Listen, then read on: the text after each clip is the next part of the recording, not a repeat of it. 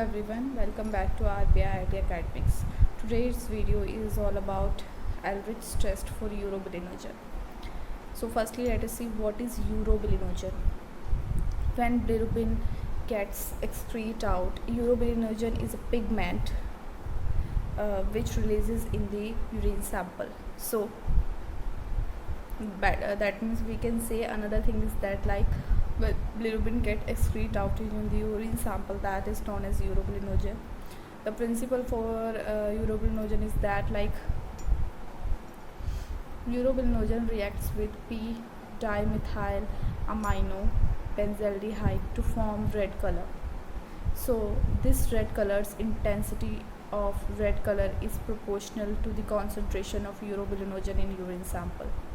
The reagent for urobilinogen that is Ehlrich test is we need a p-dimethyl amino benzaldehyde, we need a hydrochloric acid, and we need a distilled water.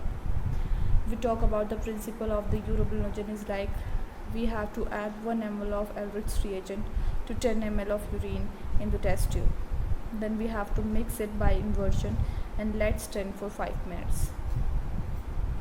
After 5 minutes, we have to observe the result for Ehlrich reagent.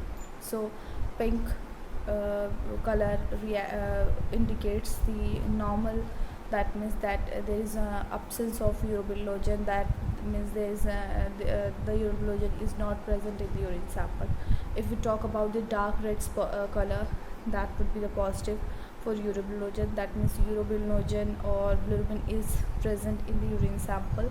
So this is how the this test works. Okay, so let us study more about the urobilinogen. Basically what is happened in the body, the RBC, when RBC completed its life span, that is 120 days, then RBC get breakdown and HB releases from the RBC, and